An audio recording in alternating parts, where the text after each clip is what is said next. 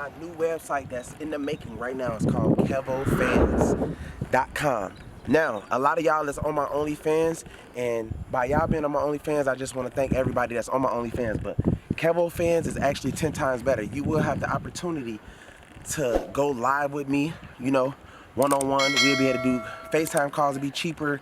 I have a whole lot of guys, Forex guys, cryptocurrency guys, Turex guys, Airbnb guys, and as well as all types of experts is going to be coming on to Kevo Fans, and we're going to be selling live event tickets. So for instance, let's say if you want to go on Kevo Fans and I'm on there with an expert talking about rental cars, right?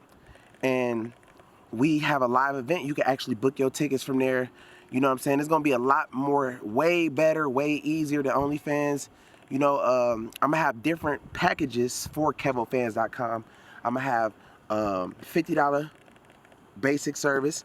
Then I'm gonna have $100 premium service. Then I'm gonna have VIP service, which is gonna be like $300 a month. But in that service is gonna be like semi-mentorship. You know what I mean? So people who need help with certain things, it's not gonna be like meeting me, but it's gonna be way more advanced than a person that's paying $100 or the $50. But long story short, my goal is to teach a lot of people and show a lot of people, you know, everything about, you know, entrepreneurship, you know what I'm saying, business, you know, credit, stuff like that. So Kevo Fans about to be dropping soon.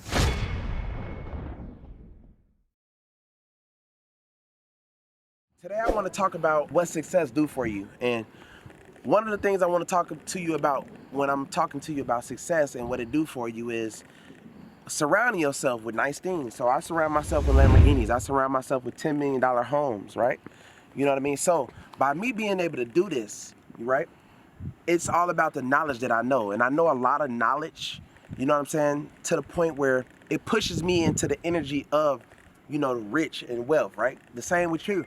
You learn from me, you can possibly get yourself around this. Nothing is impossible, because you can go from being $0 to actually, you know, being in stuff like this daily. You know what I mean? So I just want to motivate everybody, man. I don't use my page to stun on people. I basically use my page to give motivation, you know what I'm saying, to make everybody feel like they can definitely do exactly what I do, because if I did it, you can definitely do it. Chargebacks, the finesse on chargebacks, legal chargebacks. So we finna talk about how people, right, purchase items and charge them back. Now, this is called a legal, illegal finesse. A lot of people do it, you know what I'm saying, even professionals who say that they haven't never did a crime before and stuff like that. So what people do in the chargeback game is they basically will buy a product, right? Let's say if you're a hardworking person who built up your brand and you selling your products or whatever, and people basically will come and buy your product and actually call their banks and get a chargeback. Now, the person who is the creator now is coming up with ways to actually stop chargebacks, which is great, you know what I mean? Because, like I said, if you're a hardworking person that's coming out with products and people are finessing, getting chargebacks, it's basically an illegal finesse, right? But it's legal. So the reason why the banks issue you a chargeback is because it's a company that makes millions and millions and millions of dollars by charging chargeback fees. So you might have a product and a person might buy 10 t-shirts from you, right? And they will either say that, you know, they never purchased your t-shirt before, or they never got your t-shirt before, and call a bank and claim a chargeback, right? So what can you do to stop this? Okay, they have a new step. They have a new way to stopping this by, you know, doing facial recognition, making people put in their fingerprints, making people do extra work in order for the bank to verify it really was them. Otherwise, they could probably get away with the chargeback, because the company that's making millions of dollars gets, you know, anywhere from a $10 to a $15 fee, and they making millions and millions of dollars from the chargeback. So they don't want to stop it, right? So this is the legal scam industry that I always talk about. And what's going on in today's world is, you know, all these companies, just like banks, they getting fees, withdrawal fees. They're making billions of dollars doing this, you know what I'm saying?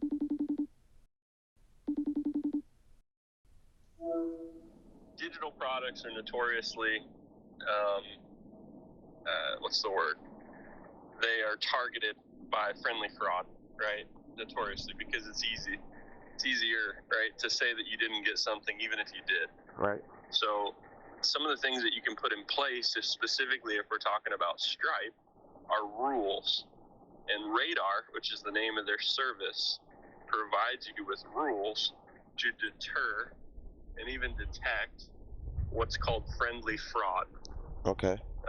Friendly fraud is that, somebody buys your course, your educational product, your Excel sheet, whatever, Yeah. access to your platform, then they claim to their bank that they never got it, or that it was a fraud. And their bank, that's called a chargeback, and their bank gives them their money back pretty much without question. You can do your part. Like, I'll explain some of the things that you can do, or a business owner can do to detect that and then deter it. So I want to know, is that illegal for them to be able to do that? Like, is they trying to prevent? What about the people that's trying to prevent that from happening? Right. So it is. So, like, if you are a buyer and you're claiming fraud and it's not, then yeah, it's illegal. But is there punishment for it? Not really, dude. Unless a person took it like upon to actually get them in trouble, or how would that work? So I don't know. I don't know how it goes as far as like fighting fraud legally, like on an individual basis. The problem is that the bank, Visa, MasterCard, Discover, they make money on chargebacks. Right. So they're making a fee on top of getting the money back. Their fee is anywhere from $15 to $25+ on all chargebacks, right? Right. So the banks, if you research, have you ever heard of high risk merchant processing? Yes, sir. Right. So adult, marijuana, gambling, all of those require, and even the name itself, dude, is bogus. It should be called high volume. It's not necessarily high risk, it's high volume. So anything that produces a large volume of sales, like it's an easy sell, if you will, like porn, or again, marijuana, CBD, things like that. Yes. It's called high risk, but it's really high volume. Oh. And the reason that it's considered, more high risk is because there's notoriously more chargebacks. So Stripe is really good. They've got machine learning that detects and gives people scores anywhere from a 1 to a 100, 100 being that they're very risky. And they use machine learning and a lot of different checkout data points to determine somebody's measured score. Right. So Radar actually scores your people. Now the cool thing is, you as a merchant, like somebody that's using Stripe, you can set up rules that anybody, for instance, anybody that has a score of 65 or higher, yeah, we are going to require what's called strong authentication, like SCA or 3D secure checkout. Okay. And that is an additional step in the checkout that requires somebody enter in their 4 digits of their bank, scan their fingerprint, their thumbprint, or facial recognition. Right. Kind of depends on the bank's functionality, but what it's doing is it's determining that at the time of sale, that person who's the card holder is authenticating that it's them making the purchase. So that way, there's no way, it's literally impossible for them to say that it was fraud, because they authenticated. Exactly. So it's like two-factor authentication in a way. Right. No, that definitely makes sense. The problem with that, it's still the issue becomes that an individual could say that the product wasn't as described, or it wasn't, quality. Right. And then you, as the merchant, you have to be able to explain that, well, that's bullshit. This guy was logged in. Here's his IP address. This is his name. Here's what he's had access to. This is my copywritten material. Right. And product. And he's lying. But that gets argued with the bank through, Stripe dispute, and it still hurts your merchant account, which sucks. So the only things that you can really do as a business owner is try to detect and mitigate potential fraudsters before they even check out. Okay. So basically, where I was going is criminals wear masks. Yeah. On the internet, they're masking their IP address using VPNs, their throwaway emails, throwaway computers, all this stuff. Real world masks, whatever. Yeah. in order to, that can be detected when somebody's checking out or like initiating a checkout. And there's additional rules inside of Stripe where you can say, okay, if somebody's got a throwaway email or they're on a proxy address or a VPN wearing a mask, right? Yeah. Then you can prompt them to do 3D Secure. And it's just an addition, or you can block them altogether. You can say, no, you're not allowed to process a payment because, you fall under these criteria. So there's some things that we've done in the last few years that have worked really well. Yeah. We've got like a 0.31% like total chargeback rate with 42,000 some odd users.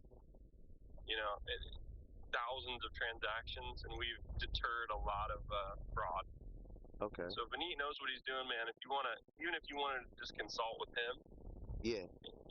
We've learned a lot over the last few years, and I think it could benefit, just kind of giving him the reins on what it is that you've got going on and seeing if I'm sure he would have suggestions or some things that he could implement based on the data. Yes, sir. But man, make sure y'all subscribe to my YouTube channel, man. Make sure y'all follow me on Instagram at bandman_KEVO. Make sure y'all follow me at Twitter, bandmankevo, man. We going to be doing a crazy giveaway on KevoFans.com soon. Soon as it launch, I'm doing a big giveaway on there, man. I want to bless people. We definitely, in this together, man. So